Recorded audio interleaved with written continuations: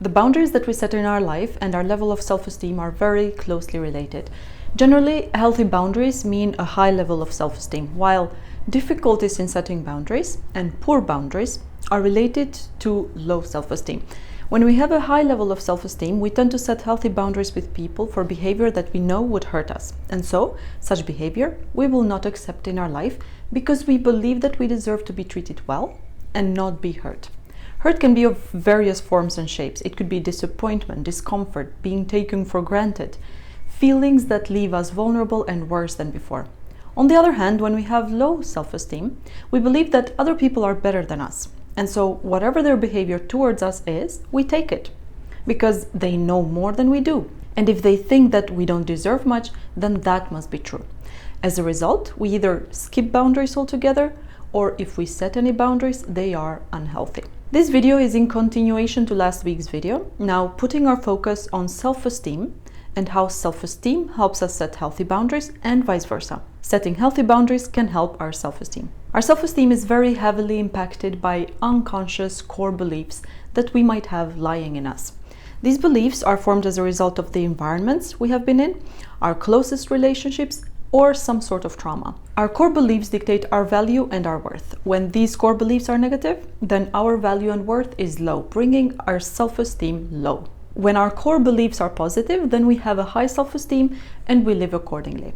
Look, it's easy to have a high self-esteem and set healthy boundaries when we are in a good place mentally and emotionally. For different reasons and in different periods in our life, we might find ourselves in a bad place, and it inevitably shows in every area of our life. It can happen to any of us and at any point in time. During the pandemic, many people lost their jobs, maybe their only source of income, and there was a shortage of jobs, so they couldn't find a new one. And to make matters worse, we couldn't even leave our house for an extended period, so things that people could do to make themselves feel better were no longer possible. Under these circumstances, it is very easy for any of us to slip into a bad place. What we should focus on is not that we should never let ourselves go into a bad place, because sometimes it is just out of our control. What we should focus on instead is not staying in a bad place for a long time. This ability in itself makes us raise our standards in our life, leading to our need and desire to set healthy boundaries with the people around us, helping in this way our self-esteem. What happens when we have negative core beliefs is a vicious cycle. First, negative core beliefs lead to low self-esteem. It could be that we feel fearful that the people in our workplace will distance themselves from us if we were to set boundaries. We may feel guilty setting boundaries with a colleague because they were always there when we needed them. We may feel unworthy of setting boundaries for ourselves because we see others in the workplace as better than or superior to us. Or we might have strong feelings of neediness towards other people. Because of these reasons, we find it difficult to set boundaries, or we set unhealthy boundaries. All these negative feelings, fear, inferiority, scarcity, unworthiness, make us live in a constant negative state, which destroys our self-esteem. And with a low self-esteem, we carry on in the same way. We keep on setting poor boundaries or no boundaries at all, which makes us feel even worse, bringing our self-esteem even lower. Now, instead of this vicious cycle, I want to introduce a virtuous cycle, which can start with a total lack of boundaries and a low self-esteem and take us to a place of healthy boundaries and high self-esteem. The first step in our virtuous cycle is change your association. When we have low self-esteem, we associate boundaries with limitations and barriers in the negative sense of the word. And setting boundaries, we associate with feeling bad, lonely, guilty, overwhelmed, angry, you choose.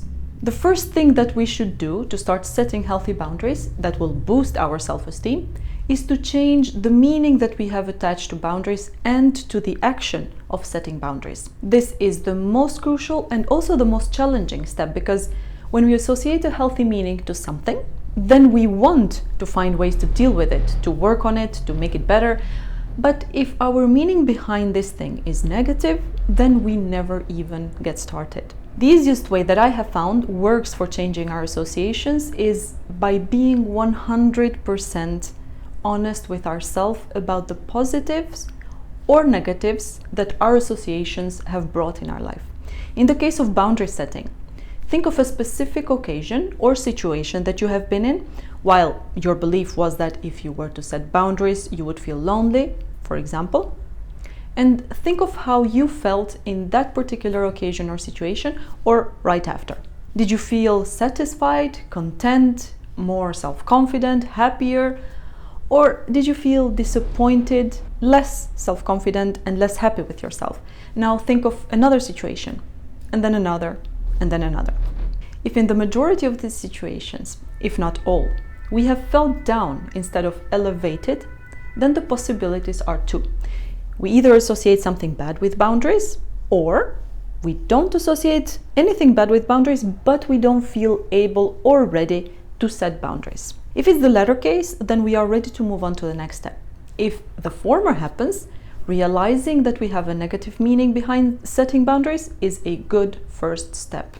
And this is where we do two things. First, we become extremely compassionate with ourselves. And second, we tell ourselves that not having boundaries has made me feel bad about and with myself on more than one occasion. That should mean that my association that having boundaries will make me feel bad and lonely and whatnot is wrong. Because if it were correct, then not having had boundaries until now would have made me feel good about and with myself. But it hasn't. Sometimes, even though we might already be aware, we have to remind ourselves the simple and obvious truths. Second step, don't act on impulse. So now that we have changed our association of having boundaries with something good, the first thing where we should be careful is situations where we know we should have boundaries, but we haven't set them yet. In these situations, we should make a conscious effort to stop ourselves from acting in a way that agrees with our missing boundaries. In other words, we should stop ourselves from behaving in the same way that we did when we didn't have any boundaries. When we are not comfortable with setting boundaries with other people, we may feel like we have to help others, always. We may feel like we need to help them. And so we try to help without thinking twice about it. But most often than not, we do feel some feeling of uneasiness or uncomfortableness the very moment that we act. Because we know that we are helping for the wrong reasons. We may feel bad for them. We may feel guilty if we don't help. Or we may feel like we always have to help others, regardless of what it takes, even if it means that we ignore our priorities in the process. Before you do or say something trying to help the other person, stop yourself in your tracks. Take a deep breath and redirect that energy and that commitment towards yourself and your priorities. You don't always have to help everyone. You don't have to offer to help if, for example, that will mean giving them time that you cannot afford to give. The third step in our cycle is look at people you admire. The people you admire are those people who have healthy boundaries. Those people believe that they deserve to be treated with respect, and they also believe that everyone else deserves to be treated well too. They may be open to building a good relationship with anybody and willing to help whenever they can, but they will avoid people who don't respect them, people who don't appreciate their help, and they will distance themselves from people who take them for granted. This not only protects them and their mental and emotional state, but what it also does, and this is very important, is it elevates their worth to everyone else around them.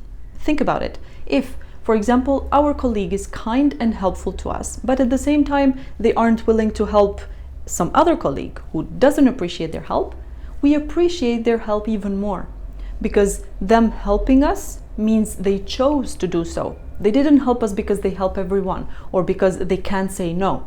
This makes us feel special because they chose to help us. And at the same time, it makes them more special because them helping us means that they notice our appreciation of them. This elevates them in our eyes because what we feel, maybe subconsciously at first, is that they have high self-esteem. They will help someone who appreciates them, but they will not help someone who takes them for granted. We admire these people. If this colleague of ours were the opposite, they go around helping everyone, even those who sometimes humiliate them, our perceived value of them goes down significantly. Because what this means is when they come and help us, They're doing it because that's what they do. Whether we appreciate them and their help or not is completely irrelevant. Nobody admires this person or even respects them. We value people who make us feel special. We value people who recognize and appreciate the fact that we don't take them and their actions for granted. And we value the things and actions that we feel we have earned. Sometimes what helps us realize the boundaries we want to have in our life is looking at the people we admire, especially if we're new at this. It could be our boss, a colleague, a collaborator. Look at their behavior in order to recognize the boundaries that they uphold in their lives. They can be little things, and we can adopt different boundaries from different people. The fourth step is set and/or extend boundaries. Last week's video was all about setting healthy boundaries. I won't repeat everything that I already said in that video, but I will mention two important things. The first is start with simple boundaries. If you are just starting out with setting boundaries, then start small. Don't try to tackle complicated situations just yet. Instead, recognize the most basic boundaries that you would like to have. For example, physical touch or closeness. Then take baby steps to set other boundaries or to extend the ones that you have already set. The second thing I want to mention for setting boundaries is write them down. If you want to identify the boundaries that are missing in your life and boundaries that you would like to have, the best way to do that is by either doing some introspection or writing down situations or scenarios where you think you needed and you need to have boundaries. In this way, you can come up with your boundaries, and using real-life scenarios, it will also help you stay away from the extremes, the rigid and loose boundaries. For more details, you can check out last week's video. The fifth and final step in our virtue cycle: reinforce boundaries.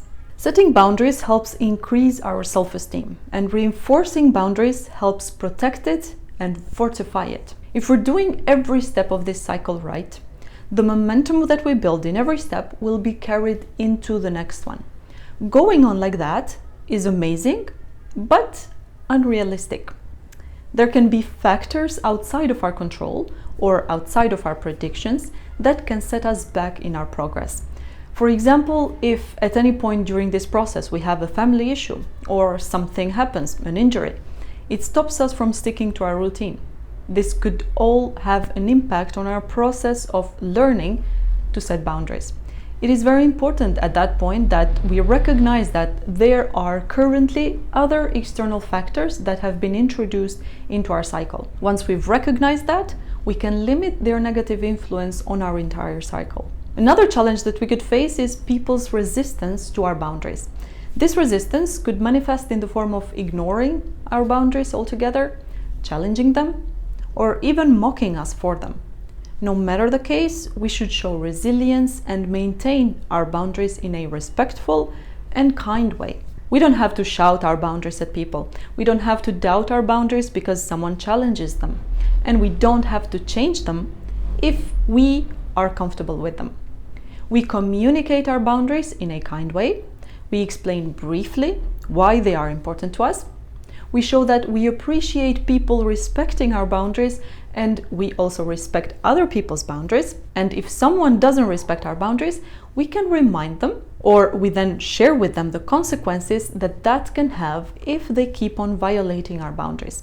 If someone ignores or violates our boundaries even after this, then we introduce those consequences into the relationship. Every step of this process reinforces our boundaries, proving to us that we can maintain healthy boundaries, and those people who don't respect them, they earn their right place in our life. This reinforcement of our boundaries leads to a reinforced new association, according to which boundaries are necessary and beneficial to set and maintain in our life for our and also others' well-being. It is clear now how this is a full circle. We have to start with associating setting boundaries to something good in order for this association to be fully formed one day, boosting in this way our self-esteem. Between this change in associations and the final result where we associate positive things with boundaries, leading inevitably to a higher self-esteem, we have to go through some steps that include changes in our day-to-day, changes that are maybe not easy, but yet simple to do. We may have to go through our virtuous cycle a few times before we can see its real positive impact on our life. I promise though, it doesn't take long. Committing to this circle of setting boundaries will have a huge positive impact on your self-esteem, but you do have to take it seriously. You can do half of the steps and expect to see a major, immediate improvement in your life. Be patient with yourself and others. Take small steps on a regular basis and be open to changing and learning during the process. I hope you will give this a try, and I will see you guys next week.